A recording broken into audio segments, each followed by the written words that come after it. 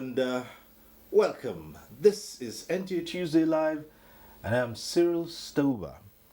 For some time now, global leaders have been meeting to push for ambitious goals aimed at slashing emissions by 78% by the year 2035 and achieve net zero by 2050. Tonight, Tuesday Live, we'll look at issues surrounding the World Summit, especially reforms on environmentally damaging activities and recalibrating financial flow to accelerate economic transition and achieve climate justice. But before we go into tonight's discussion, let's get to see this report put together by our correspondent in Scotland, Onengie Fineface. In Paris, the world came together with an understanding and an agreement to work towards reducing climate change and its impact on the world. That was in the form of the Paris Agreement. But here in Glasgow, the world is taking new steps this time around to walk the talk of the Paris Agreement. World leaders have had the opportunity to make concrete commitments to actualizing the Paris Agreement.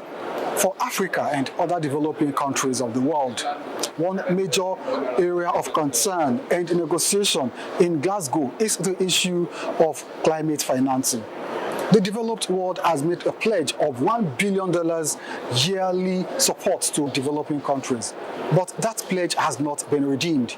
And Glasgow gives these countries opportunity to make a case for the redemption of that pledge.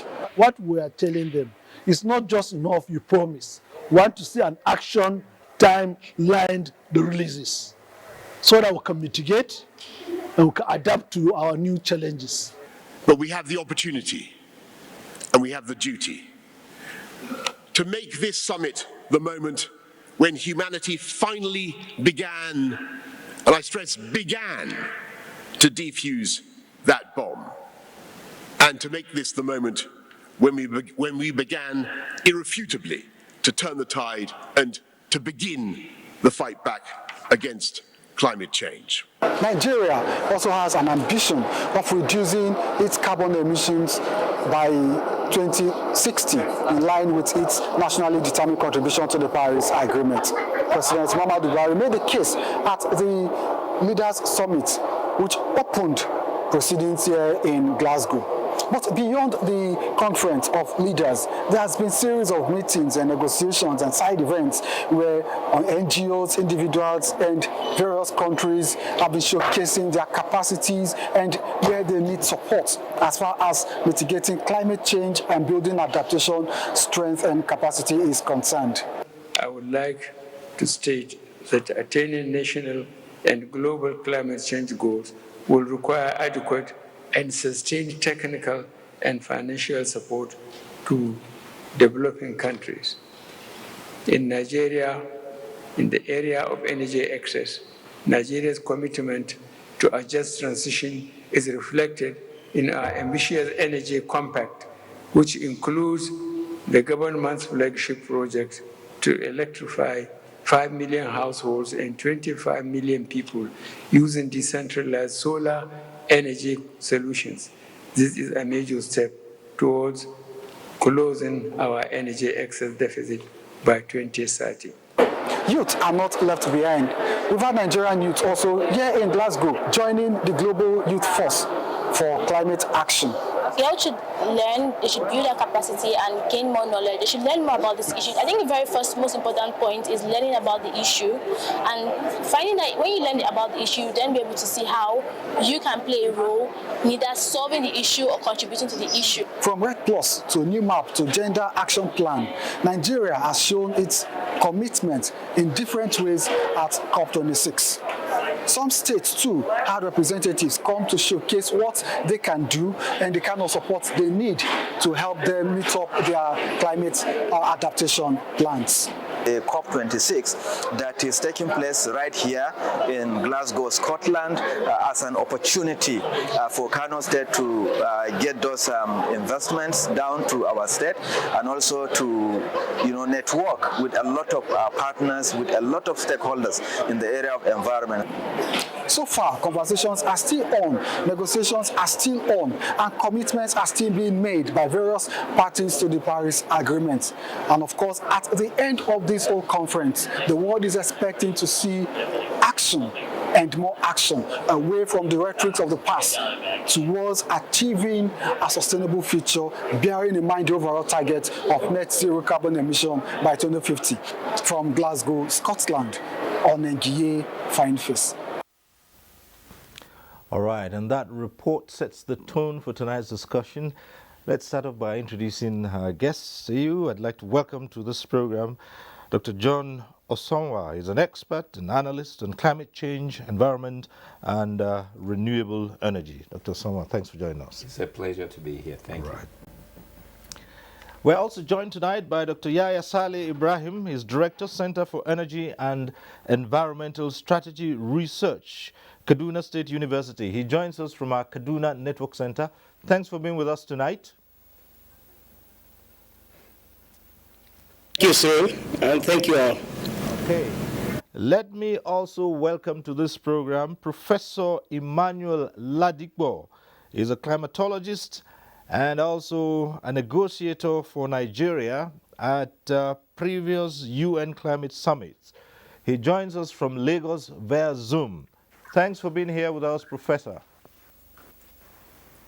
Good evening, Nigerians, and thank you very much for inviting me. Okay, thank you. And let me also welcome tonight to this program Dr. Nimo Bassi. He's of Health of Mother Earth Foundation, and he joins us from Scotland via Zoom. Dr. Bassi, thanks for being with us on NTA Tuesday Live. Thank you for inviting me.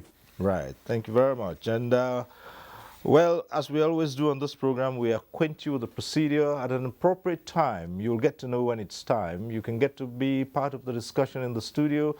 The phone numbers will be online for you to take advantage of. And as we always say, when that time comes and you get through to the studio, do us a favor, turn down the volume of your TV set so we can avoid the hurlback or the echo, if you like. But we'll remind you about this when we get to that stage, when the phone lines will be open. For now, let's begin by talking to our guests who are here, and let's put things in true perspective. Tonight, it's all about climate change. And so let me ask Dr. Osonwa, who is right here, in simple terms, what is climate change, to set the tone properly? Yes, thank you very much. In lay terms, climate change simply means that the climate that we are used to is changing, and usually for the worse. When we talk about climate change, we're looking at a number of issues. Global warming is one factor. We're looking at severe weather events. We're looking at drought. We're looking at desertification. We're looking at forest fires. We're looking at crop failures. So many issues, flooding included also. So climate change triggers a lot of consequences. Climate change is also what we call a threat multiplier, in the sense that whatever you have becomes more severe and more frequent in terms of weather. So that is what we mean by climate change. Our climate is changing, and it is changing in the wrong direction, mostly because of human activity. Okay, so as we go on, we'll seek to find out how serious the situation is, as to compel a meeting of world leaders to try to chart a way forward. But let's go to Kaduna Network Center and talk to Dr. Yahya Saleh Ibrahim. Dr. Ibrahim, thank you for joining us once again. And well, we have put climate change in that very simple term that we all understand. But now, how bad is this situation that demands that world leaders gather in Scotland to talk about it. There have been such conferences in the past. And why is this so significant for countries such as Nigeria, where people would tell you, well, we can't see these things. People really want to see palpable things before they believe in them. Well, thank you very much, Cyril. It's very important for us to know that climate change is real, and whosoever is doubting it should look around his environment and can be able to testify that climate is really changing. You remember you have quite a number of species of trees in your own environment which your grandmother or your mother keep using as medicinal herbs for you. Now they disappeared. Go back to your village, you cease to see them. There are certain species of trees and plants that are being used for domestic consumption. Go back to your village, go back to your grandmother's backyard, they cease to be there. Now, in the northern part of the country, we are used to seeing vultures all over, and quite a number of us are aware of the popular adage that vulture has a culture, and this vulture culture is something that we need to learn. Now come back to Kaduna where I am today, check whether you can see a single vulture flying in the sky. This is part of it. We used to have vistos, birds flying from Canada down to Jigawa State every season. At about the coming up of rainfall, you will see those birds flying with their rings, coded from America and Canada, coming down to Jigawa, and after barely a month, at about this setting in of rainfall, these flies will fly back. Are we seeing them now? Just go back to see the different species of fishes that we have in our rivers, be it from Borno State, the popular place where we have quite a number of sweet and tasty fish. Do we still have them in abundance the way we used to have them, to export them to places? Do we still have them? That will also testify to you that we are really facing a climate change. So also try as much as possible to see where you used to know there is a forest. For me, I can be able to tell you that from from Bauchi State down to Kano State, down to Kaduna State, up to Niger State, it used to be a forest. I believe Cyril is very much aware of that because he's from Niger State. You can be able to testify that this forest is gone, unless if you move down to Binungwari, you cease to see the forest existing. And we used to see the migration of elephants moving from Yankari Game Reserve through the forest in Kano State, down to the forest in Kaduna State. It moved and crisscrossed to the southern part of Kaduna State, down to Niger State, back to Shiroro, from Shiroro back again through the forest of the southern part and back to Bauchi. Do we still see this elephant moving? That shows to you that really the climate is changing. This perspective is just in Nigeria, just like you can crisscross and begin to summarize all these things, all these natural faunas and floras that are actually defying all sensors to now be remembered. Quite a number of our generation cannot remember the last time they sighted an elephant moving, and less we now say the people that are within the age of 40, 30, they don't even see elephants physically. They don't see hyena, talk less of 16 species of monkeys that can be able to stop everybody from passing from one village to village. You can't even see them. The smaller species are disappearing. I can mention quite a number of species that we keep living with that today cease to exist in the environment. This is the reason why we need to come to the rescue of our planet. We need to come to the rescue of these special species that are actually, disappearing every minute, every second, and we cease to see them. And there's intertwining relationship between natural habitat, natural biodiversity, and the existence, survival, thinking, education, and even absorption of whatever you are learning in the environment and the environment itself.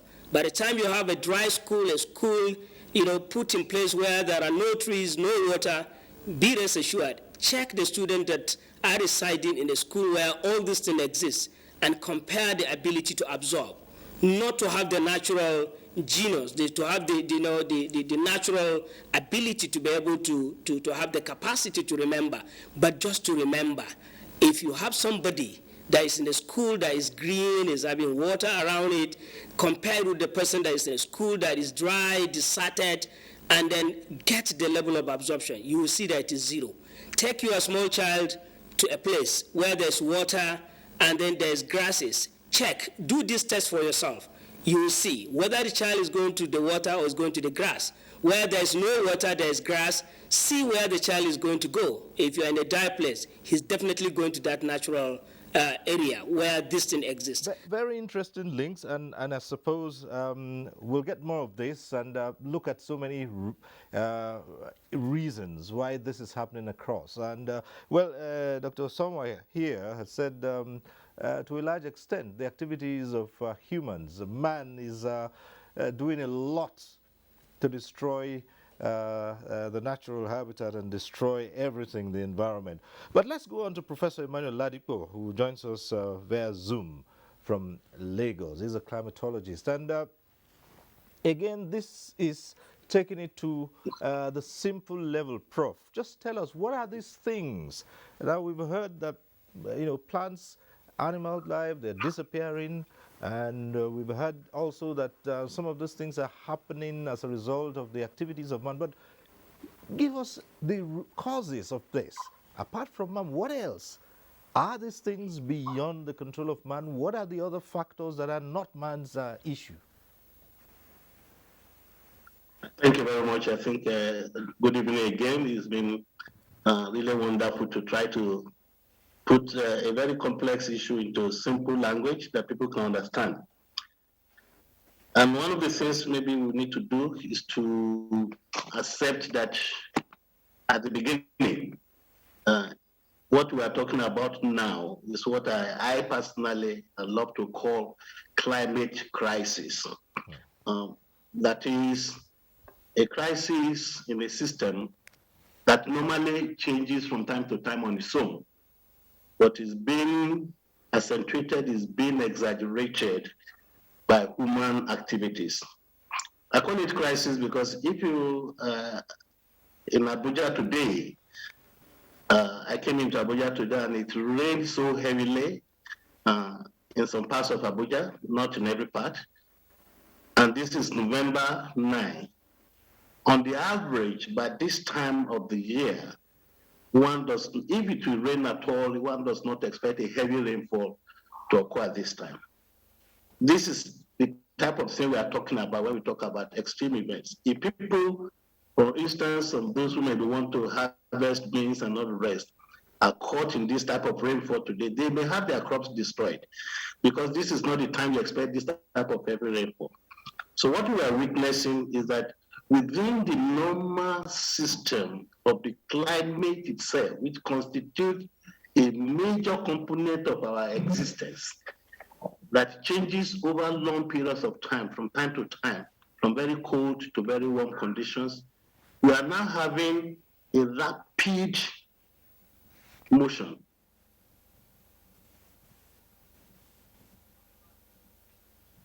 Okay. Temporarily, we lost connection there, but we'll get back to Professor Ladipo as soon as the connection clears up there.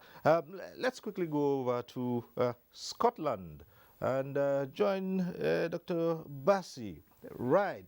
COP26, this conference is taking place in Scotland, and you're right there.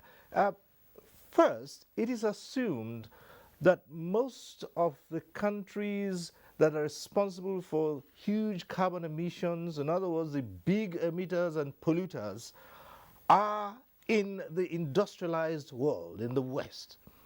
And that Africa itself, although activities in Africa, affect the climate, but to a very small level. But is it significant that the biggest emitters were not physically represented at this conference that is taking place in Scotland? Well, thank you for that question. Indeed, Africa contributes very little, has contributed historically very little amount of greenhouse gases to the atmosphere. This is true. It's estimated that Africa has contributed historically and currently about 2 to 3% of the total global greenhouse emission. And so when it comes to who is responsible for the crisis, certainly the finger cannot be pointed to Africa, but the finger must be pointed to the big polluting countries, as you mentioned, and in fact, not just the big countries, the big corporations. The burning of fossil fuel is the major source of greenhouse gases that is driving global warming. And at this conference in Scotland, the fossil fuel industry has about 509 delegates. This is more than the delegations of many vulnerable poor countries put together. So when you have that kind of overbearing presence of those who ought to be sanctioned for the crisis in the negotiation process, they're engaging in every aspect of the negotiation, including the financial aspect, including issues of the actions to reduce emissions, you're going to find an elevation of presentation of false solutions all over the place. And this is one of the challenges that we're facing. Now, in terms of the big polluters not being present, physically present, I don't really think that we need the presidents of these nations to be physically present. They actually hinder the progress of negotiations. Now, every negotiation takes place in 2 weeks. Every one of the COP. The first week for the technocrats, those who really know the science to debate and negotiate. The second week, the politicians come and they play politics on climate change. And so when you have these political leaders come to the COP, they simply often subvert the whole process. This happened in Copenhagen in 2009. It drove the process in almost all the COPs. And in this particular COP, the United States returned to the COP after Donald Trump, the former president, had pulled out. To me, it doesn't make difference whether they are there or not, because they are the force behind the crisis that we're having. And so, as I said, the problem is that the nations are on the table, but what are they debating? That is what we should be worried about. Right. Okay. Good enough. We'll talk about that. And some people see it as an avenue for financial benefits. We'll also look at that. But Dr. Somwa, that's one angle of it as well. Yes. That is mostly for the financial benefits. And if the big polluters say, okay, we're doing this, we're going to commit to getting countries to cut back on emissions, and this is what they get. Yes. And so even the small countries who are not big polluters, they go and get part of it. Yes. And so they can think, oh, well, it's all right. Yeah, I want to stress this point. See, historically, as my brother stated, the contribution of Africa to global climate change is minimal. It's less than 5%. However, we are going to bear the brunt of what is happening now and what is about to happen. And that is because Africa is in a unique position.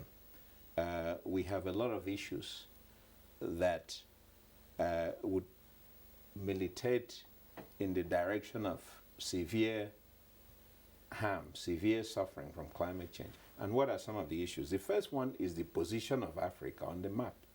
We are smack in the middle of the equator, where the temperature is the highest for most of the year. Then you look at the map of Africa, you see that more than half is desert. Anything beyond Niger is mostly desert with pockets of habitation here and there.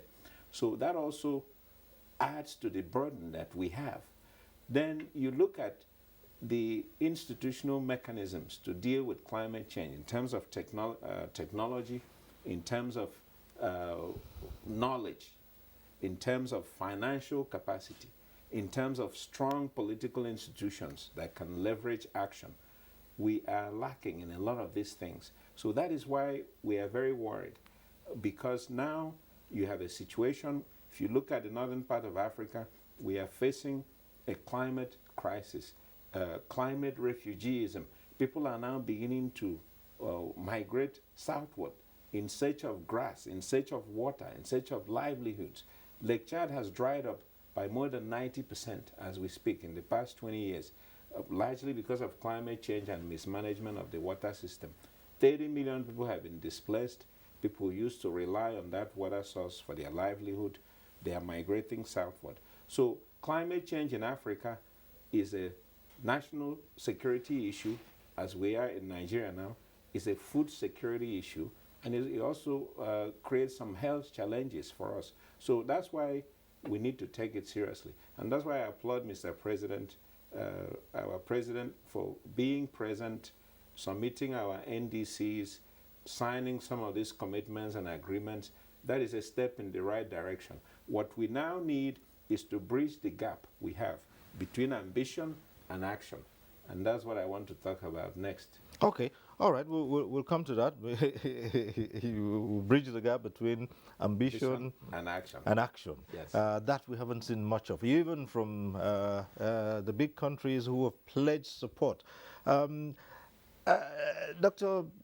Saleh Ibrahim, I want us to look at this from, we have seen, like the last speaker said, it's a security issue, it's a food security issue, and of course, an economic issue for countries such as Nigeria. Now, there will be a fight over wherever is seen as still retaining some rich lands for agriculture, for other things as well. And we're beginning to see the fight over land resources, particularly in Nigeria. Now, in a situation like this, and knowing that Nigeria's biggest contribution to carbon emissions is through activities in the oil-producing areas, how can this conference be beneficial to this country, and what are those things that we need to push forward for? Because if you just say cut back, you do not have the advantage of being developed to the extent where you have immediate substitutes. Well, thank you very much. That is basically the challenge we are facing. As it is, our land is being degraded, and if you listen very well to the submission of the President of Nigeria, and what earned him, the applause from other nations is his ability to present to the world that we are trying to, regenerate the land that are degraded. That means that we are trying to regenerate them back to become viable for agricultural production, because that's our strength. Our biggest strength is to be able to get land that we can be able to make it productive. As it is today, our forest is fast, going, and by the time the forest is going, be rest assured that the soil is also, getting bad. And the only way we can do, just like the FAO director mentioned at this conference, 26th conference at Glasgow, he really mentioned that agriculture needs to be revitalized, and all the degraded lands need to be recovered. They need to be, rejected so that they can be able to serve as another source that can be converted to viable agriculture. And I think that's the position of Nigeria. The first thing to do is that concentration. But I agree also with the speaker whom we are discussing this topic with, that our ambition should be matched with a vision. And if the vision is absent, then the ambition is fruitless. And that's why I was at Madrid last year. I attended. We have the highest contingent that attended the conference as usual. And I believe this year also, or this conference also, Nigeria is going to score #1 at the highest contingent, but with less and less presentation, less and less vision, less and less actionable, framework that we will come back home to do. For instance, I will simply tell you that hardly is there any coordinated effort between the NGOs who are going down to the villages to do one or two things from, by the time they, get some donation from the donor agencies. Whether they did the activity, whether the activity is good or not, nobody is coordinating them. Nobody is getting the result. Whether the youth and women are actually benefiting from those monies they are getting for the sake of climate change, nobody cares. Whether the state is doing, none of the state agencies, NEMA for instance, NASDA, and then all the other agencies that you can take, Ministry of Agriculture, Ministry of Water Resources, there's no convergence line. Everybody is on his own. Everybody is independent. And climate change fight is an integrated fight, one fortifying the other. By the time we did not have that, then it is only going to be a kind of holiday, going to have a holiday and come back and then prepare again to go back for another holiday, and we're spending money with the highest contingent with no result to show. What I'm hoping is we actually have this mission. Let the mission be loud. Let Ministry of Environment be at the forefront to coordinate Ministry of Water Resources, to coordinate Ministry of Agriculture, to coordinate all the other platforms that can supply them with all the needed information, like NASDA. The remote sensing data are needed. The water resources data are also by NIMET are needed. These will form the ancillary data that we can be able to make assessment, make presentation, and be able to now know where we are, where we're going to be, and how we're going to be there. Yes, we don't have the technology. We do not have. But as usual, we have the brain that can be able to use the smaller technologies that we have to be able to achieve what we have. I want to cite an example. I am the focal person of UNDP JEV Sustainable Fuel Wood project in Kaduna State. We were able to conscientize the local youths and women to be able to now know that you can plant trees, you can make life out of planting trees. When you plant eucalyptus, for instance, eucalyptus has sprouting capability of over 10 times. You can harvest it, it will sprout, harvest it the second time up to 10 times, and you can cut one, jump one, cut one, jump one, the forest will remain standing, and they will also serve as carbon sequesters, or they may serve as windbreakers, at the same time serve as aesthetic for the environment and also fix the nutrient in the environment. But is the government ready to take from where we stop, from the UNDP JEV, because their own is smaller amount to be able to conscientize the youth, to make life out of forests, and then to also make life out of this forest plantation. The second one is, people may not like to hear it, but I have to say it. We don't want the grazing system to really happen. Yes, the roaming about of the herds of cow is the most disastrous. It's the most simplest solution, is the mitigation measures. By the time they move around, they are not staying in one place to ensure that the methane concentration is there to pollute the environment. They move, and as they move, they only trap on the faunas or the flowers they are actually coming across. But if you are going to sedentarize them and keep them into one place, and then make a Ruga program for them, then be rest assured you can be able to generate power from the dung. 4,900 herds of cow can be able to generate 3 megawatts of light. If that is what we are aiming at, then sedentarization is the best policy. And agriculture will also be fortified. Food sufficiency and food security will be assured. Why? Because by the time you remove the methane, you still have the fertilizer from the dung, and you don't need chemical fertilizer to farm what you eat. You farm what you eat and even sell. So that's exactly what Nigerians need to understand. We always put politics into what will benefit all of us. We cry just because we are having primordial sentiment that cannot help us. Let us think. I was in Hague at the border of Germany. I have seen 8 farmers having 4,900 herds of cow, generating 3 megawatts of light from the animal dung through a digester, with small quantity of the maize they produce for fermentation to take place to have the methane gas that they can be able to generate the power. This is the way to go. You can never grow with a linear kind of power generation, hydro. No way.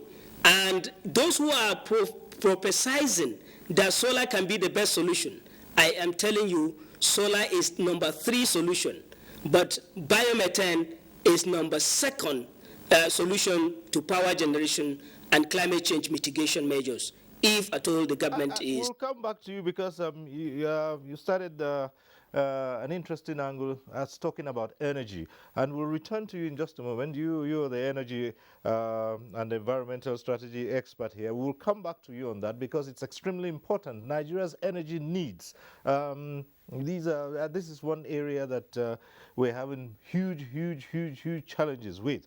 But let's go over to Dr. Bassi in Scotland. We'll do this while we try to fix links back with Professor Ladipo. But Dr. Bassi, hello, Dr. Bassi, are you still with us? Right. Okay, so, all right. Okay, Dr. Bassi, one of Nigeria's biggest contribution to these pollutants stems from the activities in the oil sector, hydrocarbons. And the world has said, look, move away from fossil fuels. For now, Nigeria does not have a ready alternative to the fossil fuels. Yes, this is a gas country. Yes, people have talked about nuclear. Nuclear, we understand, is not renewable. So in the absence of an immediate alternative to fossil fuels, so many things that you need to develop are not on ground. Could we be in an undue rush to cut back here when we have not even attained that level that the industrialized worlds are recommending? Well, you're asking me a question that I guess maybe can be traced back to essays written recently by both the vice president and the president in some foreign newspapers and magazines. The argument that we haven't attained a certain level of provision of certain infrastructure and certain levels of development, therefore cannot leave the dirty form of energy production. It actually sounds politically correct, because we could say, well, the global north use this same they use coal, they use petroleum to get to where they are. Why can't we use the same to get to where they are or to where we want to be? But the question we need to ask ourselves is 60 years of oil extraction. Where has that taken us? And what is the guarantee that the next 10 years, the next 20 years of continuing on that path will provide what we need? So the issue is not about time. It's not about the fact that we need more time to utilize that resource to produce electricity, to produce goods and to generate revenue. We have generated revenue for 63 years from crude oil and gas. We've got all the time that we needed to provide electricity for Nigerians across board. Now, we're having counter signals from those at the helms of power. At one hand, they say we must continue with dirty energy, must continue with this fossil fuel generated power. At the other hand, they will say, well, we're going to provide this amount of households with solar powered electricity. We need to have very clear direction where we want to go when it comes to these issues. And one of the things that we should do as a nation, I heard the president mentioning they're going to stop illegal gas flaring. Well, gas flaring has been illegal since 1984. So why do we still have gas flaring? Releasing a lot of methane, nitrogen oxide, sulfur oxide, all the things that add up to pollute the environment, to create problems, and to also send down acid rain on poor community people. We have it right now in the area of Port Harcourt. For 5 years now, black soot, carpeting everything. You open your windows or your sitting room, everywhere will turn black because of soot. Your cars outside, if you clean your nostrils, if you sneeze, everything comes out black. Now that soot is spreading. It's not being noticed in Akwa Ibom State. It's being noticed in Yenagoa and Bayelsa State. And all those are not just because they're not happening accidentally. It's because of actions and inaction pertaining to our fossil fuel resources. And we need to clearly know where we want to go with this. And I believe that going from what the president said, that so many households, millions of households be powered with solar energy, that is where we should invest our resources in. Gas It's not a bridge resource. It's not. Because gas itself, the methane is very disruptive, more than carbon dioxide, just that it kind of wears away in the atmosphere faster in a shorter period of time. Then all the gas pipelines tend to leak methane. So we are releasing these climate harming substance gases into the atmosphere through the gas pipelines. And of course, we're still having oil spills at very high levels. Let me just mention now, there's a particular well fire that been burning since May 2020. Over 1 year now at a rural one well off the coast of Ondo State. It's still burning. And yesterday while here, I got a report that another oil well has burst, is spewing crude oil in Bayelsa into the atmosphere for a whole week non-stop. When we release these volatile elements to the atmosphere, we are on our own compounding the climate problem. And now we'll be looking for help from the global north for resources. When you go to negotiations and your major ambition is to attract resources, you can't have a solid negotiation because you have to lay back so as to attract attention from the people that you're supposed to be negotiating with from very principled position. We should separate seeking funding and projects from discussing about how to tackle global warming. Okay. All right. Thanks so much. Well, we have a number of reports to complement this discussion. We'll be taking the very first of them now. This one is from Lagos by Adiola Komiakiri.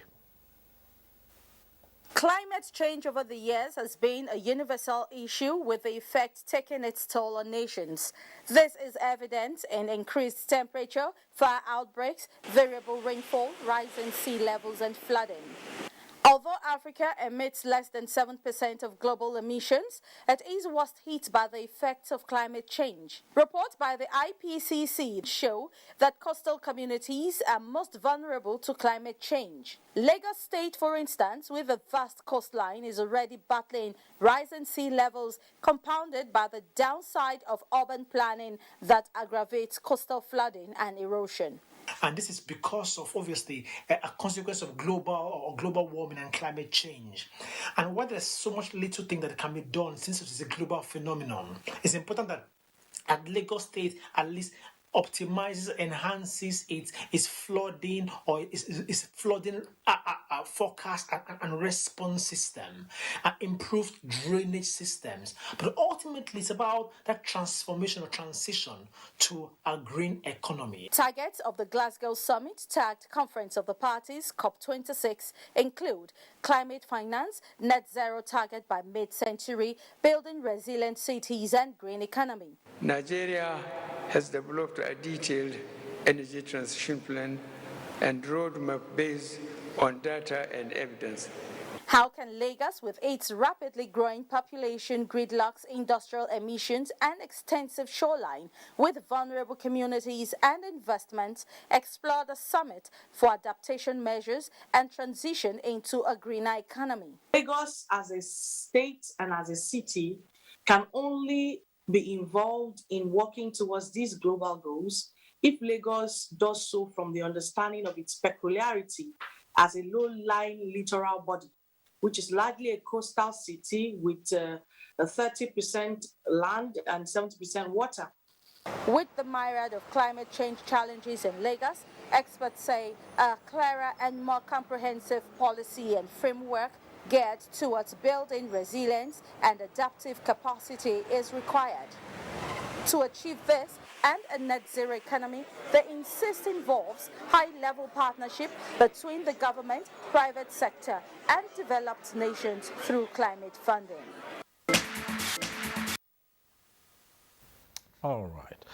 Well, that report shows us the peculiarities of some of those areas that are, of course, Lagos is a good example of what's happening in Nigeria. But then, you also an expert in renewable energy. Yes. And one of the biggest challenges Nigeria has is in the provision of energy. You had the contributions of Dr. Bassi. We're driven to a large extent by fossil fuels. So renewable and cleaner energies, if we agree that nuclear is not renewable, what are the options for Nigeria that is struggling with a huge deficit in the area of energy? Well, the world clearly is moving to renewable and we're being left behind. However, because we're so dependent on oil and gas, over 80% of our foreign revenue is coming from that sector. What I propose is that we transition away from gas and move into solar. See, on a given day, the amount of solar energy that hits the earth is enough to power the whole world for 1 year, just 1 day of solar energy. And Nigeria happens to be in a geographical location where we have abundant of solar radiation that can be harnessed. So that is how the world is moving. A lot of these countries have embarked on large-scale solar projects to complement what they are doing in terms of energy provision.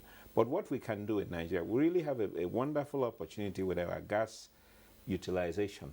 Our gas right now is a menace. It's a climate change menace, as Dr. Bassi said. It's spewing all kinds of things, greenhouse gases. It's an environmental menace because we are now suffering the effects right here in Nigeria. It's an economic menace because we're losing at a minimum $1 billion every year. Every year, we are flaring over 180 billion cubic feet of gas. Just flaring is just burning it away. That gas can be harnessed to provide electricity for Nigeria, can be harnessed to produce fertilizer with a little bit of modification. We can use it. Okay, now we're having the cooking gas problem in Nigeria. Cooking gas prices have doubled in the last 6 months. The gas can be used to address the cooking gas issue we're having in Nigeria. But more importantly, we can also use it to transition. We're already doing some transition. Some vehicles are transitioning to gas.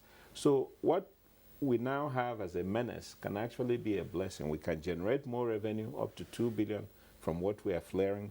We can solve our electricity problem. We can use it for fertilizer, for farming. We can use it as cooking gas. So that is a transition mechanism. But we need to look at more hydro. Hydro is clean, and we have a lot of water resources that can be harnessed.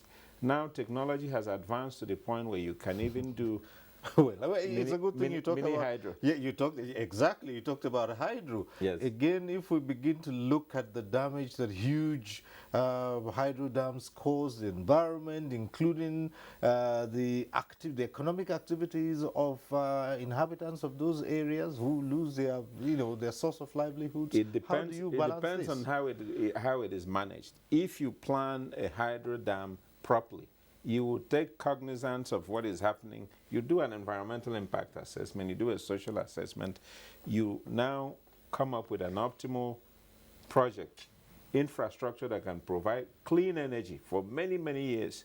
The problem sometimes is that from the time we conceive these things, it takes 20 years to get to execution. By then, the demographics has changed, the landscape and the population size has also changed. So it doesn't respond to the present need of the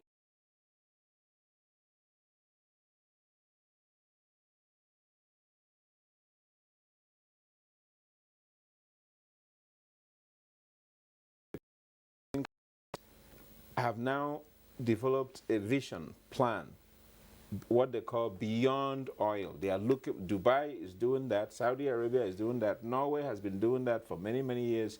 People are moving away from oil. The ideal future is what Elon Musk has envisioned. This way you have, even your roofing tiles are solar enabled. They harness the energy. You store it in a power bank in your house. You can charge your vehicle, your electric vehicle. In the morning, you drive off. Zero emission world. That's what the world is heading, and we need to key in now. Okay, we'll explore that further. I wonder if we have Professor Ladipo back on.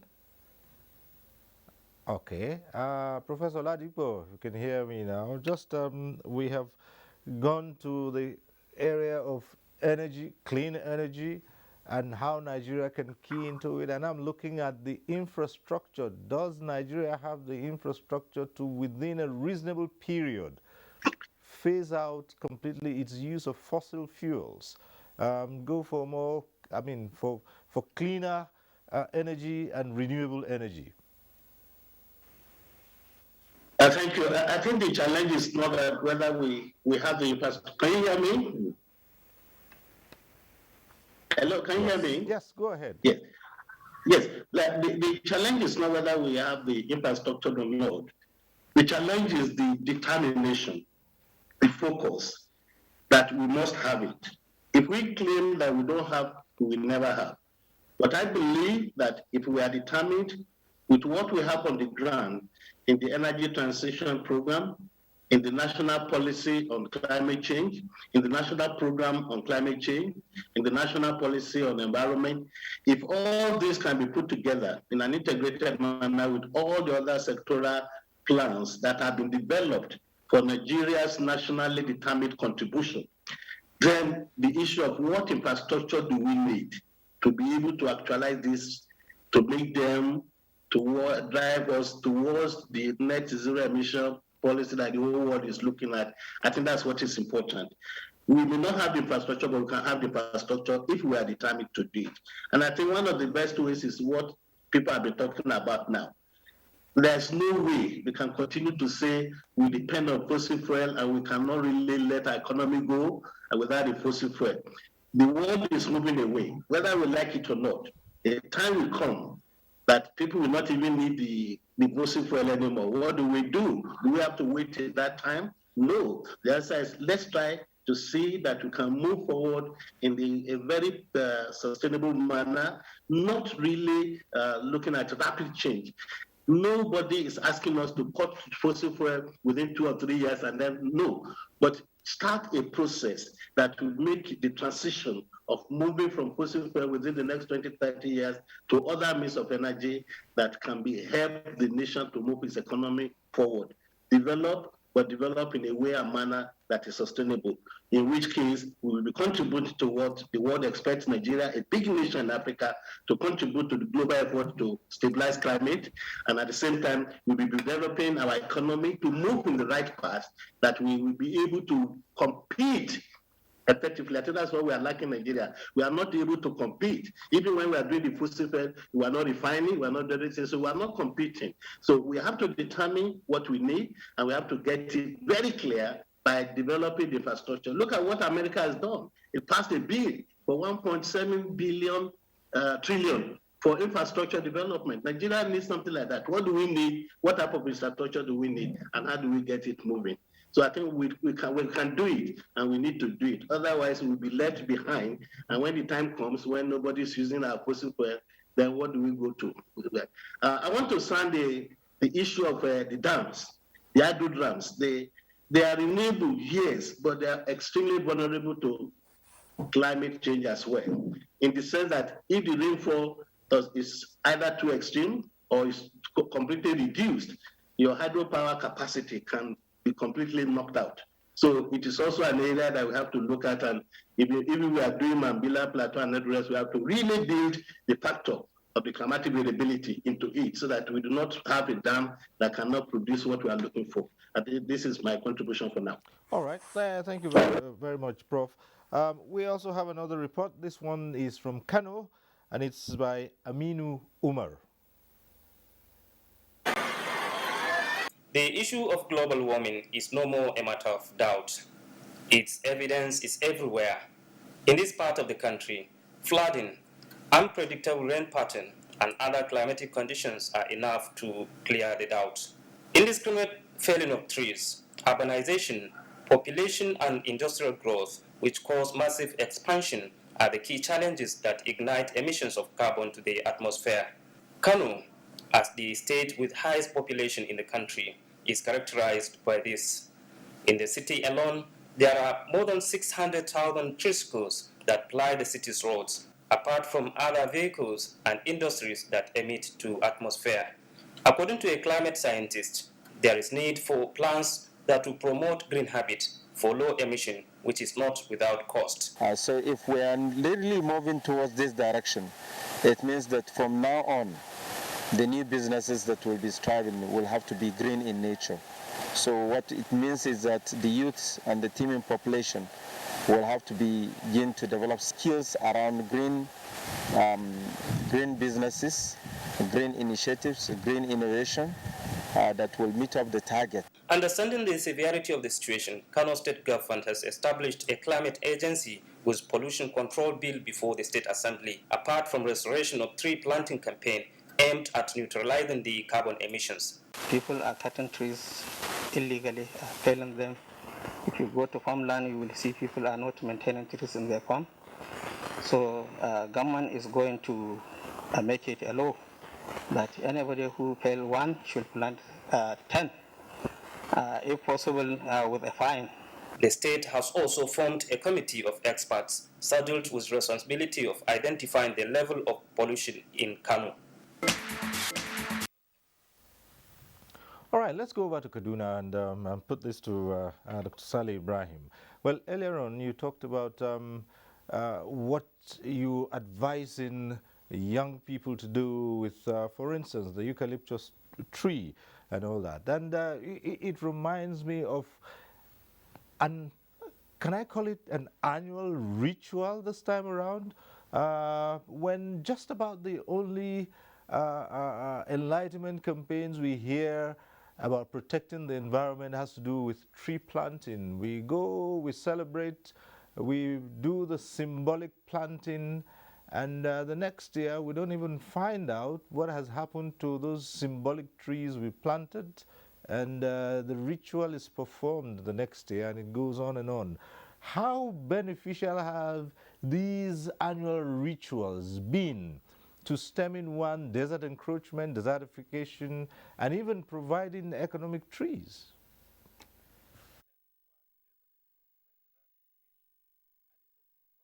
Thank you very much. I think at the beginning it was a success. It was a success story because it actually succeeded. If you come to Kaduna, in the whole of Nigeria, Kaduna housed the highest number of standing eucalyptus as a result of that tree planting campaign that used to take place around 1980s and up to the early 1990s, where the trees are truly planted and the government Ministry of Forestry and Agriculture are really taking care of the trees and are being protected because the forest brigade are there to protect the trees from either failing or from allowing any destruction to actually take place in the area. But after that, it became a political jamboree where trees will be planted, money will be expended, and accountability is not taken into cognizance. Corruption by excellence became synonymous to tree planting campaign, which I personally rejected. And that is the more reason why when the UNDP JF came on board, I gave the advice. I agree that we're going to have this tree planting, but the trees must be handed over to the community. Each youth and women must have this number of trees to be planted. They should take care of those trees, and they should be visited. And any money coming from UNDP, such people should be given stipends so that they can be able to take care of the trees and be able to make the trees to grow. Unless we have succeeded in changing the mindset that the usual jamboree, even though it's still taking place, is not the ultimate and it's not the best way. If the community did not take possession of the forest, no matter how much trees you planted, they will still not, they will not actually be seen to be practically available for the purpose for which you put them. And this new, policy where you plant the trees and then you hand it over to the community, and the community after 3-4 years, they have the right to cut them down and sell and see how they can get something out of it, is one thing that will make the community to agree to plant the trees within the farm, outside or at the edge of the farms, and we can be able to have the number of trees count that we needed standing. That means that the canopy of trees that we need to be able to help us in mitigating the climate change and serve as carbon traps or carbon sequesters would definitely be available. We did not only say eucalyptus should be planted, but we also say that those trees that are fast, disappearing should also be planted. We added also, you can also plant the eucalyptus plus mango trees so that within the period, the waiting period of 3 years or 4 years before you start harvesting, the mango tree will have started fruiting, and you can sell the fruit to live so that the land will not be, in the hand that cannot actually yield anything. These are the... Okay, Dr. Ibrahim, we'll return to you in a moment.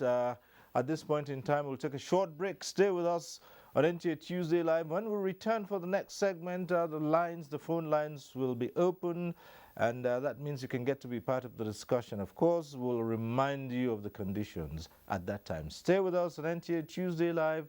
We'll be back shortly. I am more than just an idea. I am alive, connected. I am part of an ecosystem, creating connections within an interactive and sustainable city. I am intentional about excellence, integrity, and efficiency. I am invested in building a sustainable future. I am committed to strategic partnerships and collaborations. I can be tough, and I can be tender. I take pride in delivering high standards. While there may be others, I am in a league of my own. I am more than just an idea. I am beloved. Who are you?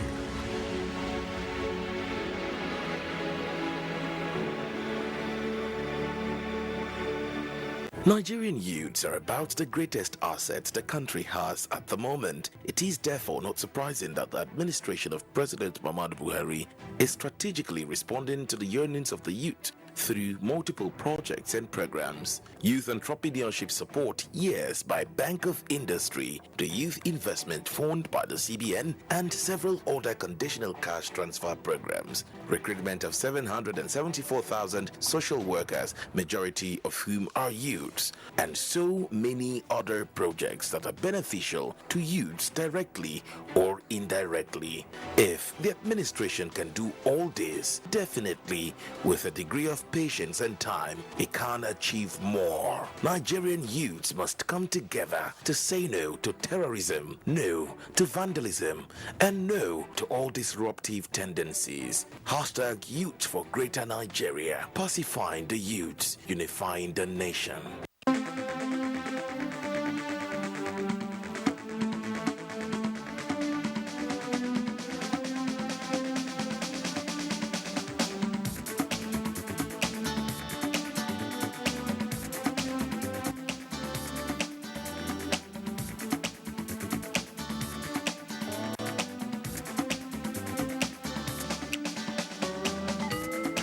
NTA Tuesday Live, a network issue-oriented innovation talk show. Thanks for staying with us. This segment, you can get to be part of the discussion.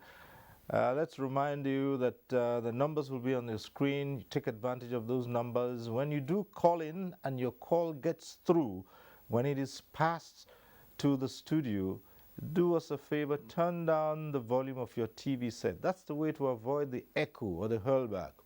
And we'd like to encourage you that once you are through, go straight to the point. Ask your question or make a comment. Don't waste time on greetings.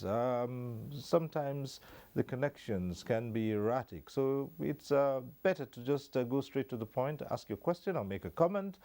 And that way, we can get more people on the platform to air their views. So thanks for staying with us on NTA Tuesday Live. It's all about climate and climate change and the things that Nigeria can do to be part of the global community to address what one of our guests here tonight described as a climate crisis. Let's go over to Scotland. And again, Dr. Bassi, if you're there, the conference in Glasgow, it's not just about what can be done. It perhaps provides an opportunity to think about commitments by the big countries. I think at a point in time, was it in 2016 or so, there was a commitment of some $500 billion or so, if I'm not mistaken, to countries like African countries who may not have that infrastructure at the time, to help them towards getting straight, getting to the recommendations. But again, I still keep talking about the bigger emitters in the world. Some of them also thwart the recommendations and the agreements. Take, for instance, the ongoing conference, Australia. Speaking about cleaner energies, Australia has refused to do anything to cut out its use of coal, saying that that brings in revenue. Now, shouldn't these countries be walking the talk? Right. I think for some years now, unfortunately, the world has shifted away from making definite expectations and demands from the big polluting nations. Previously, under the Kyoto Protocol, there were binding emission reductions that were expected from the big-time industrialized nations, but now from the Paris Agreement, it's all voluntary emissions, nationally determined contributions. So every country determines what they're going to do, what is convenient for them to do, and what is affordable for them to do. Australia has always been a bad player in terms of climate change.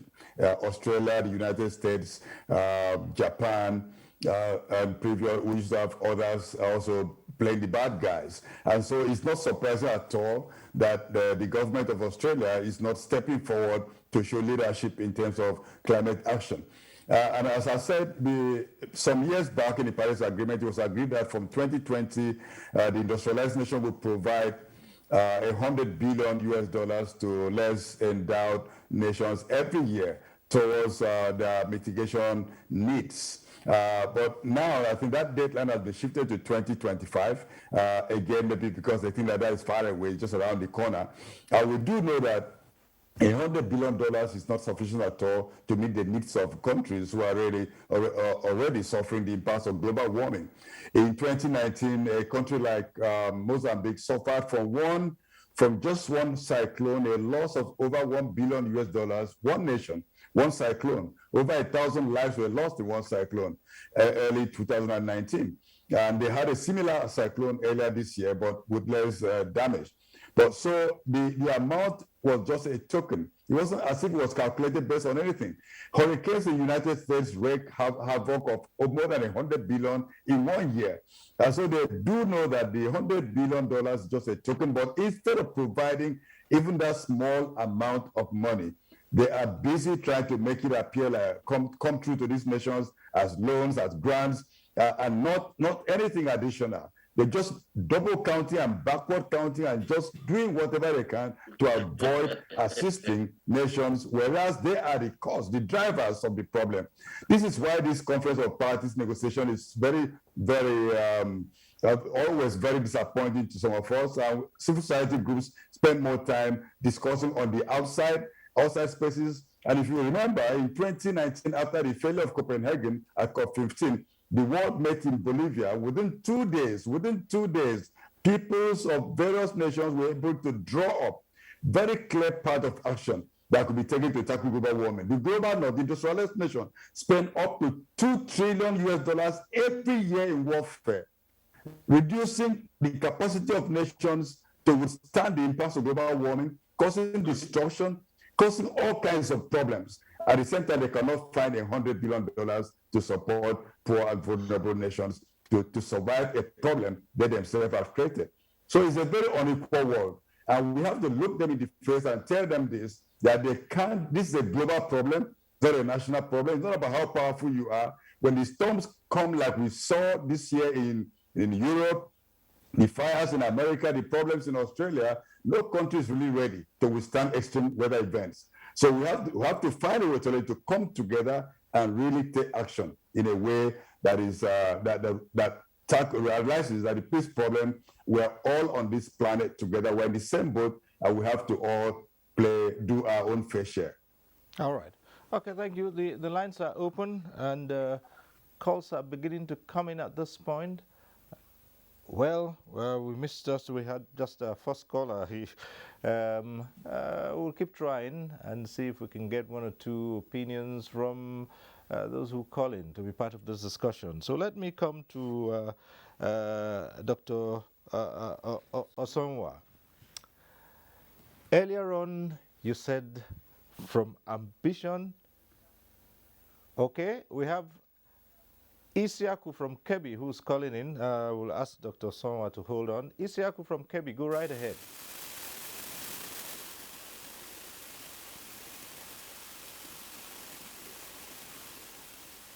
Hello, Isiaku, are you still on the line? Hello, good evening. Yes, go right ahead. Yeah, thank you for this very important program. My question to the discussion is, I imagine how the developed countries will want to reduce the carbon emission from their factories and big companies, while everybody is talking about industrialization. I don't imagine the bigger countries, like the developed countries, the European countries, the Americans, and what have you. I don't know how they will reduce the carbon emission from their companies and their factories with the current trend of technology moving forward with industrialization. All these countries that develop is because of the heavy machineries or heavy companies and factories that they normally use to produce a lot of things for their citizens. I don't know how this could be possible. Okay. And they are the ones that are claiming to reduce the carbon emission. Passive way of the passive way of pulling and probably reducing the carbon emission is very important because of the global warming.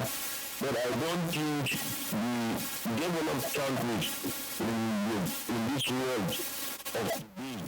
Fine. Well, I think from the line was quite noisy, but I think I can make out from what he was saying. He doesn't really see how these industrialized countries will cut back what's coming out from their factories when they are so far ahead. Well, if you look at that, and then from our own end, what I'm saying is we are not even there yet. We don't even have those factories yet. So the plan is to make sure that when we industrialize, we do not exactly what they're doing now. You like to respond to that? Yes, there are a number of ways you can actually reduce your emissions, and I think President Biden is showing leadership. He just submitted a bill that was passed, over 550 billion devoted to climate action. And how do you really reduce emissions? There are a number of ways. One is you can subsidize, you can incentivize the transition to clean energy. Right now, a lot of money is going to fossil fuel subsidies that should be channeled to renewable energy. That's one way you do it. You create incentives. For instance, if you want to buy a vehicle, an electric vehicle in the US, you can get a rebate. You can get tax credits. You can get some kind of incentive to transition from the regular one. From the recently signed PIA, yes, are there provisions there which, because now you talked about taking away the subsidy to fossil fuels to renewable energy. Do you see the PIA as moving in that direction?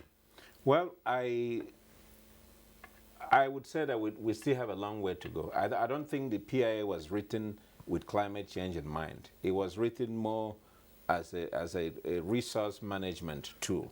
Yes, I'm not saying it's written for climate change, but I'm just saying the provisions of the PIA.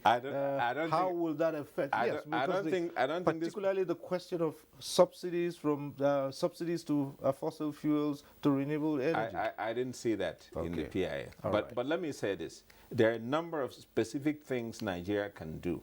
I was talking about bridging our ambition with the action that we need to take. Okay. And there are specific ways we can do that. You look at the 4 big things contributing to climate change, and I would posit that Nigeria is the largest contributor to climate change in Africa for 4 reasons. One is gas flaring, we've talked about. We are putting out a tremendous amount of greenhouse gases by flaring the amount of gas that we're doing. Second one is our vehicle emission. We're not doing much to check emission coming from our vehicles. 20 million vehicles on the road, some of them huge trailers and trucks with diesel polluting the environment. Most countries have an emission testing and limiting infrastructure. You don't drive it if it exceeds a certain limit. We don't have that. Then, more importantly, the amount of power that we're generating and distributing is not enough. Where on most days it's only about 6,000 megawatts when we need about 200,000 megawatts. So what that is doing is it's forcing people to use generators. 60 million generators, some of them petrol, some diesel, polluting the environment. That is a huge contribution to climate change in Nigeria. So we need to harness the gas and provide electricity. Then the other thing we need to talk about, deforestation. Nigeria has already lost over 50% of its forest cover since independence, and is growing.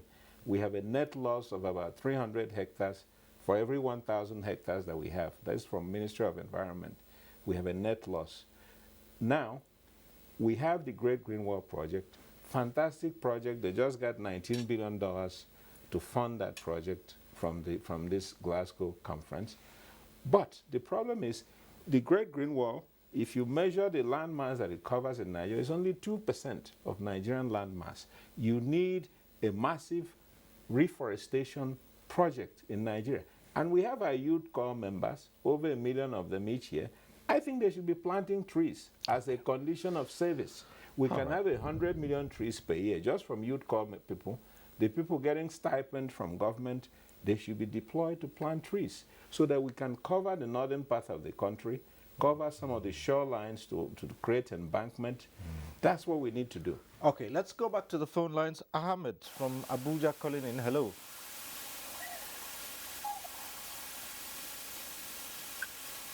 Hello, Ahmed.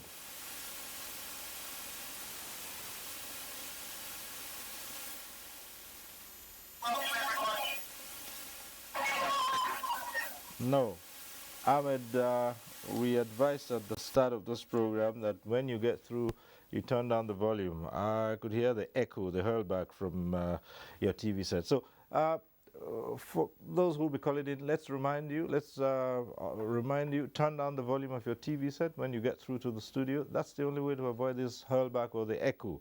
A lot of people find it difficult to do that, and I always suggest that when you call, you can actually just turn down or move away from the TV set, and that way you avoid that hurlback.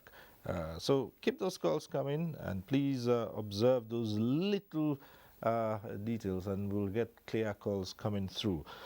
So let's now go over to Professor Ladipo once more and say, yes, you've heard Dr. Soma here speak of ways Nigeria can move from ambition to action, bridge the ambition and action gap. So we begin to see changes here. Now, one issue which we would always like to raise here is how quickly can we, when you talk about mitigating, whatever damage has been done, it takes time. Now, if you begin to plan, say what time span are we looking at here that we can say Nigeria can space out its move towards joining the rest of the world with cleaner energies?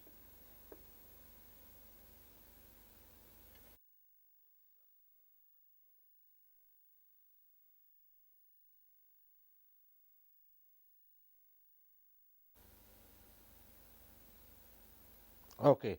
Well, we'll try and reconnect with him. Okay. In the meantime, let's quickly go to our Kaduna Center. Dr. Saleh Ibrahim. Yes, you talked about why you do not want this tree planting campaign to go the same way it's been going in the past. And yes, I do recall that for most parts of northern Nigeria, then you had what was called Gandundaji. You don't see those anymore, those forest reserves. And how can you now use the strategies you're trying to evolve to ensure employment opportunities across board? Now you spoke about the experiment with the eucalyptus trees and talked about mango. It can also bring in some revenue. Now beyond those, what are the other areas we can adopt? And you started talking about using dung to generate energy.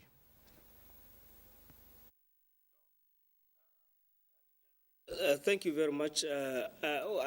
That's about the tree planting and money generation. I could remember one of my friends tried that in Kanu, and he got half a hectare and planted eucalyptus for 3 years.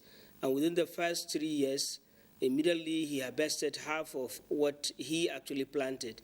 He was able to get about 300,000. That shows to you that that is paying. And the following year, or 2 years later, he got more than twice what he got, and the other parts that he did not touch now actually were standing and were used as scaffolds for building. That's another option. And his mangoes are also there, they've started fruiting. That's another way. You can generate a lot of money. You can generate, and the waiting time is not much. The first year you planted, you still farm in the same land. The second year, you can still farm in the same land.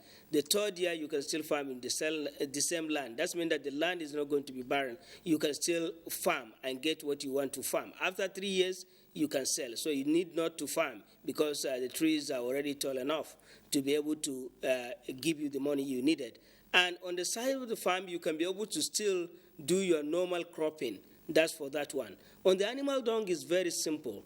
It is a tricyclical kind of benefit where you have the dung and the urine from the herds of cattle, and then you channel them into the digester, and you get your methane gas, and from the methane gas, you powered your generator, methane generator, and you have your light.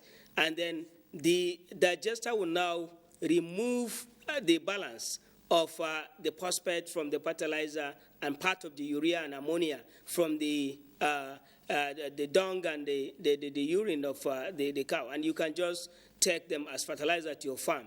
And you can still farm with such a residue that after removing the methane. And you can still farm and have the money that you have. In fact, what is very interesting, you may not be even interested in the cow itself, to talk of even selling the meat, if the meat is not of interest to you. Because what you are going to generate from the 3 megawatts that you can be able to have, or 1 megawatt that you can be able to generate, is more than 3 or 5 times the amount of the cow itself. So why I'm saying solar may not necessarily be down here in the north, the option is because we have more number of herds of cow down here. Though we also have solar, but be rest assured 2 things or 3 things happen. The first thing, you are not the manufacturer of the solar panels. How certain are you? The solar panel is not refurbished. The best solar panel producers is China. Even in Germany, in America, they also get the supply from China. How certain are you? The bigger nations who are struggling to also have these panels are also buying. And you're also buying. How certain are you you're going to have? How certain are you the battery is also original? How certain are you your return to capital after investment in solar will come back after 5 years? But I assured you, return to capital and ability to even have the trade that you're used to, the cow that every Nigerian know how to take care of, is easier than tapping solar. Yes, solar is in abundance, especially in the north and all parts of Nigeria. But the management process is that yes, we can generate employment in this alternative. We can generate employment for youth on also the methane concept. But I am saying in sustainable, in a Okay.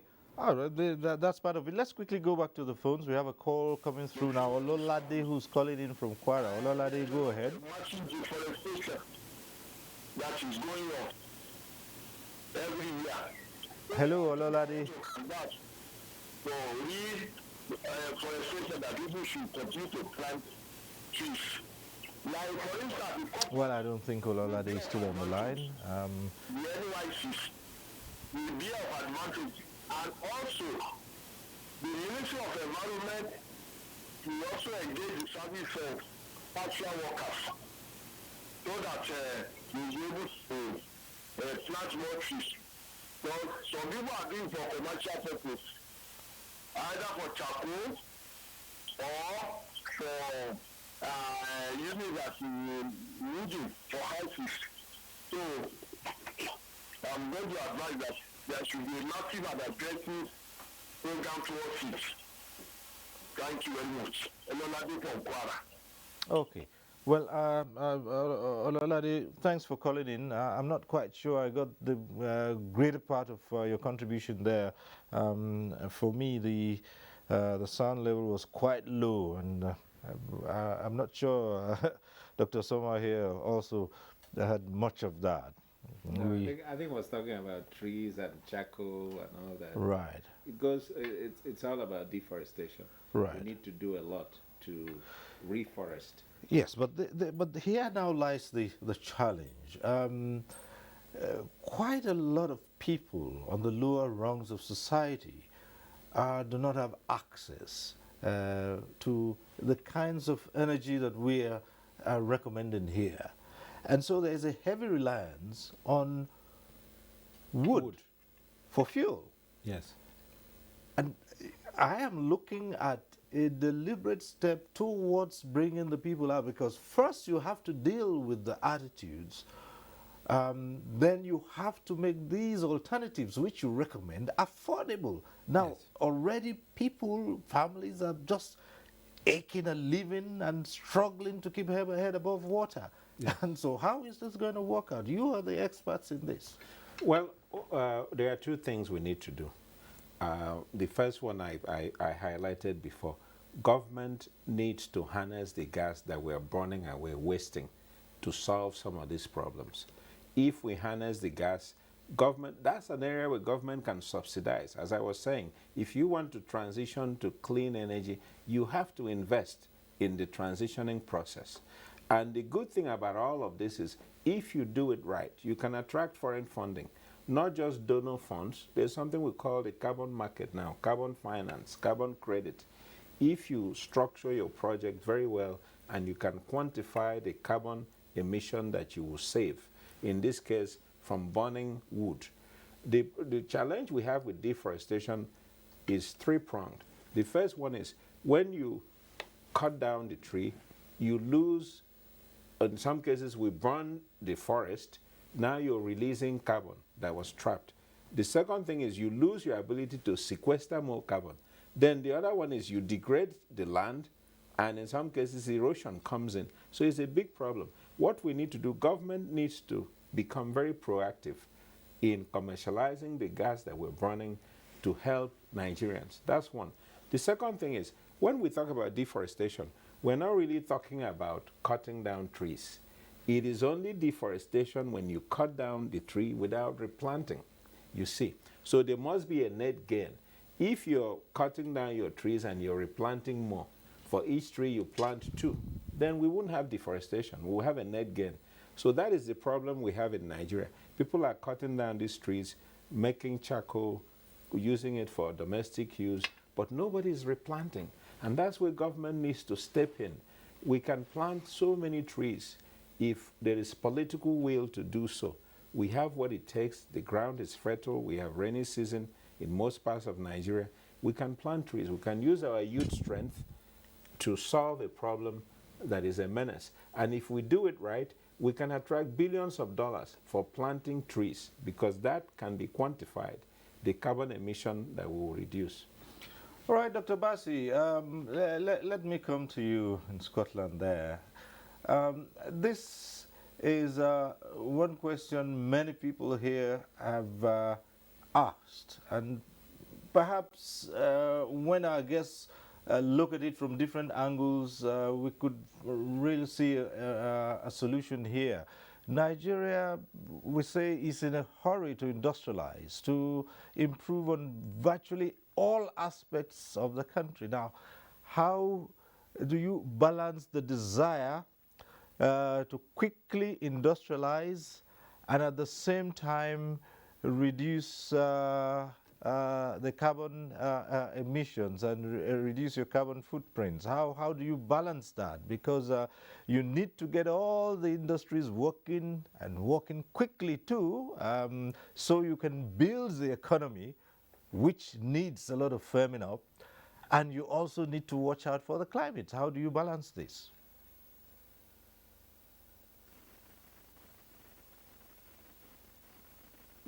The major approach here is for the nation to decide or agree on the fact that the purpose of governance and of change in any society is to promote the well-being of citizens of the nation. And so you don't industrialize just for the sake of industrialization. You don't set up factories without checking if you really need them. So what we need, what are Nigerians best equipped to do? What are Nigerians best equipped to do? What is our skill set? What are the things that we need? And I know we need a lot of things in the nation. A lot of things have gone in the wrong direction. There are a lot of gaps to be met, but we really need to look at what we have and see how we can use what we have to achieve the best result. One of the challenges we have in this nation is the fact that we've abandoned the factories we had were abandoned. Why were they abandoned? If we don't look at why they were abandoned, we're going to fall back into the same trap. Many of them were abandoned because everyone decided to focus on crude oil as a major income earner, and because also some international multilateral financial institutions told us that government cannot be in business. We've got that notion that government cannot be in business, that only private sector can be in business, and so we let everything that government was doing to die. We also had the notion that we cannot subsidize even the private sector. So we left our textiles to die. And the imported textile took over the textile industry business in this country. And so we really need to, we're not just going to say, okay, we now time to industrialize, but we have to look at what do we need to invest in? How should we invest in it? And how can we operate in harmony with nature? One area that employs the majority of Nigerians is farming. And we used to have extension services, extension officers all over the country. Now there are just a handful of them still left in service. Now extension officers are essential to help our farmers grow food in a way that is productive in ways that is in harmony with nature, in ways that don't require artificial fertilizers, in ways that would help to maintain the health of the soil. A healthy soil is a good carbon sink. It helps when you farm in a way that is not destructive, you help to cool the planet. And so if Nigerians truly go back to productive farming, supporting our family farming, family farmers, supporting the small-scale farmers, promoting local varieties that are adapted to our conditions, we're going to find that the production will be so much surplus that industries will be attracted to come back into being, because if you set up a factory and the raw materials are not there, the factories will neither be here nor there. They're going to fold up again. So there are a lot of factors: political, economic, international relations, and looking at what we have at hand and what we can do. Okay. Briefly, I saw Professor Ladipo, so that means he's back with us. And it's the same question I'll just put to you in a different way and say, look, Prof, we need housing. We talk a lot about the housing deficit. So many people do not have shelter. We need that. We need to develop roads, communication links, airports. These are the things we see as pointing to a modern society. Roads, housing, airports, quick transportation, and all these things mean one thing. With housing, massive land clearing, with the development of cities, concrete everywhere, developing of roads, the same thing. And of course, when you talk about transportation, more airports would definitely mean more planes flying in and out. How do you go about this and not, fall into the trap of damaging the environment? Thank you very much. It's not going to be an easy task. It's not going to be very easy. Of course, it's a very complex thing to do. But I want to start with the following. The issue of climate change is not asking us not to develop, and that we must just shut down everything and make sure we got zero emission. No. Even the nationally determined contribution, we all agree that a nation like Nigeria needs massive development and has to do this in a way and manner that it may result in some increased emission for a very short period of time. But as soon as we're able to put our feet on the ground properly, we should aim at rapidly reducing the emission so that as far as the vision for Nigeria is concerned, we are thinking about having our emission by 2050 and moving towards net zero emission by 2060 to 2070. What this one means is that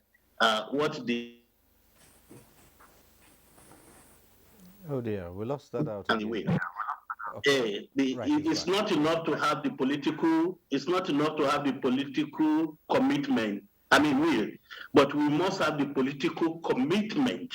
A lot of things we are doing, we talk about it to show that we are interested, but the will to do it is not being done very well. For instance, if we can try as much as possible, we are not asking that solar energy will industrialize Nigeria massively. But if we can use solar energy massively to make lighting available so that every house can prepare their appliances and everything, then the little we are generating from the hydropower can be used to develop our industrial sector massively. So that if we have to do a lot of energy mix, but this requires a lot of massive political will. A lot of money we spend on necessary other things can be used to subsidize some of these things in the renewable sector, particularly in the solar sector, that a lot of people in the rural areas can have lighting, remove them from the grid, use the available 4,000 up to 6,000 megawatts we are generating for massive industrial development that will not pollute the environment and at the same time will make us to reach where we are. But this requires a lot of rethinking. My own advice is that the dialogue that you did tonight is extremely important, but we need this sort of national approach in ensuring that the national agenda for 2050 that is being developed for this country takes cognizance of the need to address the challenges of this climate crisis and the need for Nigeria to be part of the global effort to address the challenge, which means our industrial strategy, our water resources management strategy, our agricultural strategy, our transportation strategy within this 2050 agenda should be well done enough to put the issues of climate change into proper perspectives. So when we start to implement the agenda, we will not be running helter-skelter that, it must be only fossil fuel. It has to be a mix of approach, but it has to be a national dialogue, properly delineated out completely, that we have a strategy. How do we move from 2022 to 2060 or 2050 in a way and manner that will be developing, but developing in a sustainable manner that will not make us, not only because the world is asking us to do it, but because if we do not do it and we continue to contribute to some of this, particularly in the area of deforestation, we will continue to lose a lot more in the long run than taking it the bull by the horn and gradually see how we can match our decisions and discussions with massive activities, with massive actions that are properly supported both internally and externally. But if we do it very well, a lot of resources are available. I want to end by saying that it's not everything that is in climate change that is negative. A lot of countries are taking advantage of this global discourse to invest and develop technologies that are making them to develop. The countries that are not even participating, like Australia and Japan and the USA, they are developing technologies that they are in the interest of this climate change. Let me give my gentleman from Dr. Salisu from Kaduna. Solar energy is perhaps the best we have. I'm talking from a personal experience. In my house today, I have 5 kVA and I invested about 2 million. And today, sometimes I laugh at my people. I mean, my people say, if I want to be making money from phone generation, charging, I'll be a rich man, because in my area, sometimes there'll be no light for 3 or 4 days. And we will not know because of my solar power. And people will rush into my house. I want to charge my phone. I want to charge my phone. So it's an investment of these 2 million. I've gained it within 1 year, because I was spending about 70,000 naira for diesel before a month. Today, I don't spend up to 10,000 naira a month on diesel anymore. So it is really, really economical, but it has to be done very well. And this is where I want government. If every politician can afford and say, in my constituency, I'm going to provide solar power to a minimum of 1,000 members of my community from my constituency allowance, I think we'll move forward and be able to do it very well. So I really appreciate it. Thank you very much. All right, Prof. On a lighter mood, I think we'll be talking after this program, so you can avail us of that solar power. Right? Yeah, but seriously speaking, we do have one more report, and this one is from Port Harcourt, and it's by Robinson Derataide. The conference of the party, COP26, marks a multilateral commitment by world leaders aimed at slashing greenhouse gas emissions by 78% by 2035 and net zero by 2050. This is expected to accelerate clean atmosphere and transition to zero global economy. Yearly increase in sea level, degradation of the ecosystem, and desertification threats of the Lake Chad in the north are some of the consequences of climate change in Nigeria. A place like the Orashi region of River State, we have seen sea level rises that have continued to take place since 2012, where the sea rises up to about 1 or 2 meters, inundating houses, destroying farmlands, destroying people's livelihood, destroying people. A microcosm of the microcosm. They are a very tiny dot in River State, and even a tinier dot in the entire Niger Delta landscape. The whole area is in need of cleanup. Experts are of the view that Nigeria, being a leading gas-flaring country, needs to domesticate COP26 target by reviewing the PIB provisions to address environmental damages in the country. They urge the government to take serious the transition of the country's energy from fossil fuel to renewable energy, but frown at the Western world for over-pushing the policy, since Africa contributes less than 1% to greenhouse gas emission. It has to be able to utilize the resources that are available to it right now, which includes our gas and our oil, to build the capacity locally to drive the transition process, to drive reduction in carbon. And the only way it can do that is with the support of the international community. Nigeria does not have the funds to do this right now. The health implications of gas flaring and other effects on the environment make it imperative for the people to end the operation of artisanal refineries in the Niger Delta region. All right, let's go back to Kaduna Network Center now. And we have heard what the state can do to reduce the impact on, on the environment and reduce the dangers from climate change. I want to bring it down now to the individual level. Dr. Saleh Ibrahim, how should citizens conduct their activities at individual levels? The idea of, well, the government has to do this, the government does this. So what is the individual the citizen's own contribution to reducing carbon footprints?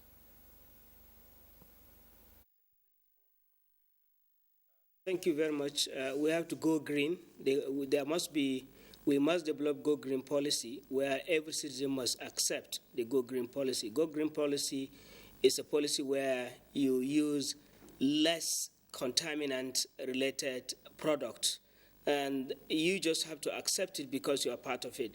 Quite a number of us are using a lot of things, and we allow it to go into the drain, and we never know the consequences of such things. We use our normal domestic detergent, and this detergent carry along with them a lot of chemicals that could be volatile to the climate.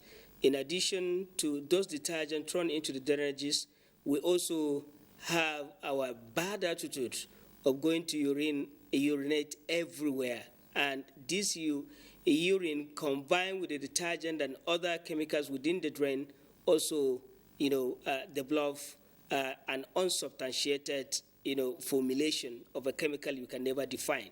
And they end up being played into the atmosphere by the temperature of the day or the night or whatever, and that could be. So changing our attitude is one thing. The second one is you ask the question, concreting our house, concreting our roads, concreting everything in our houses when all the countries are going green is actually not the best. Everyone is aware.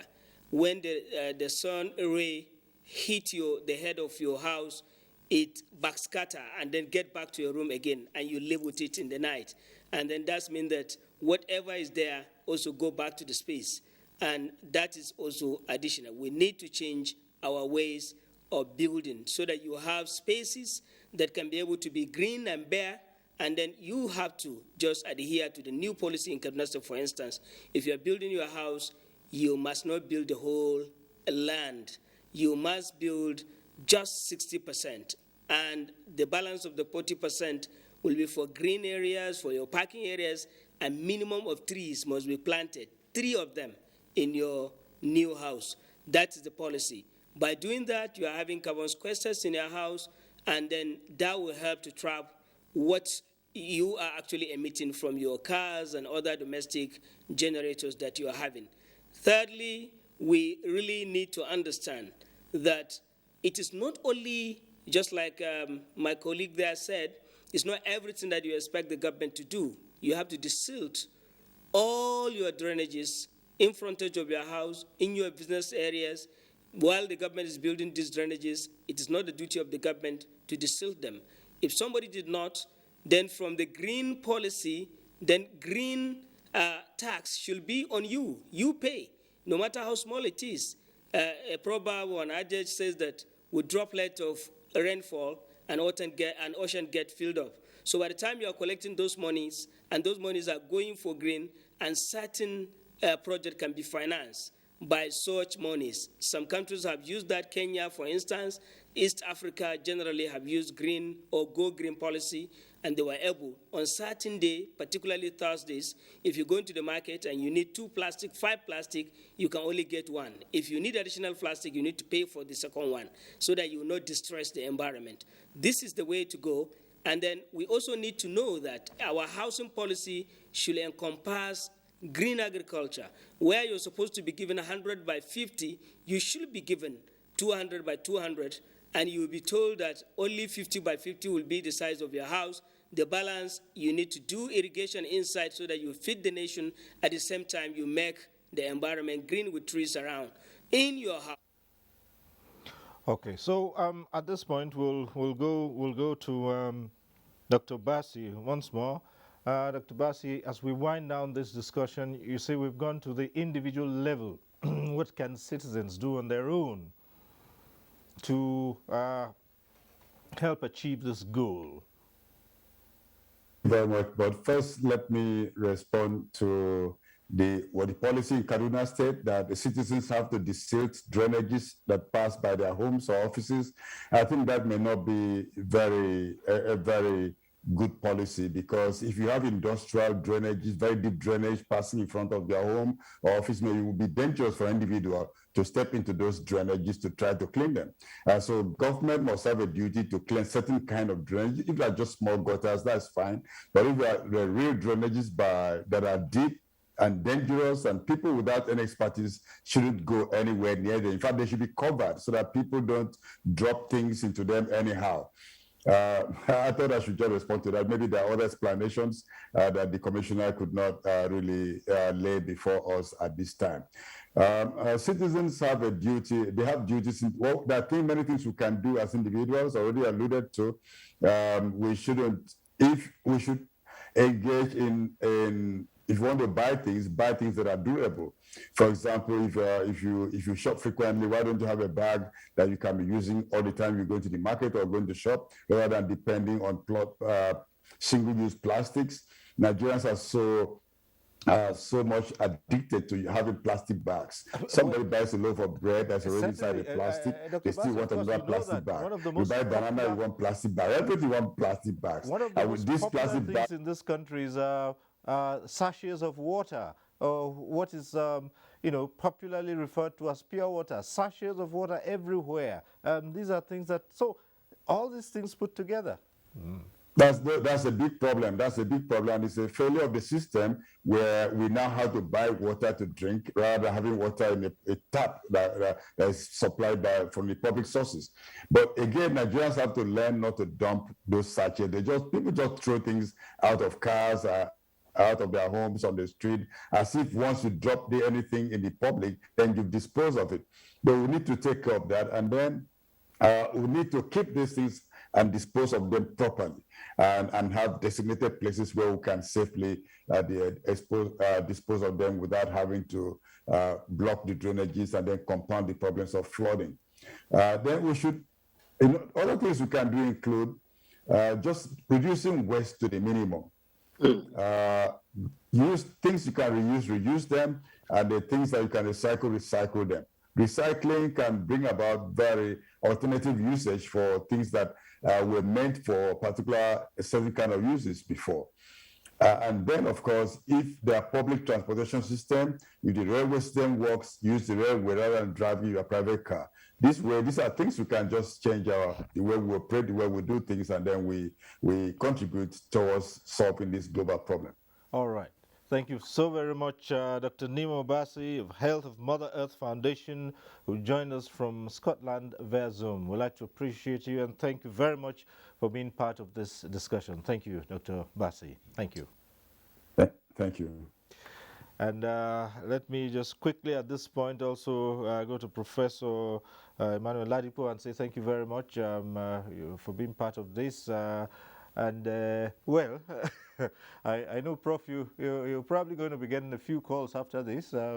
People want to talk to you about this energy business, which you just started here. But thank you so much for being part of our discussion tonight. We'd like to appreciate you. Thank you so much. Thank you very much. Thank you. It's nice. Right. And Dr. Yahya Saleh Ibrahim, Director, Center for Energy and Environmental Strategy Research, Kaduna State University. We also say thank you very much for being part of our discussion tonight. We thank you, and we hope to see you again one of these days as we talk about energy and renewable energy. Thank you. Thank you for having me, Cyril. Thank you all. Thank you, my colleagues. Thank you for having me, Cyril. Thank you all. All right. And Dr. John Osonwa, expert analyst on climate change, environment, and renewable energy, we thank you too. Just one quick one before you just go.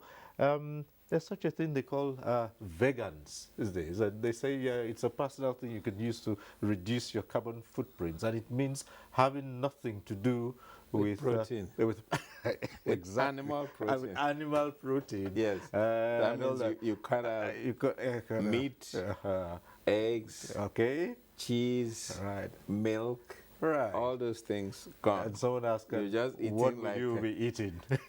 everything has fruits, vegetables.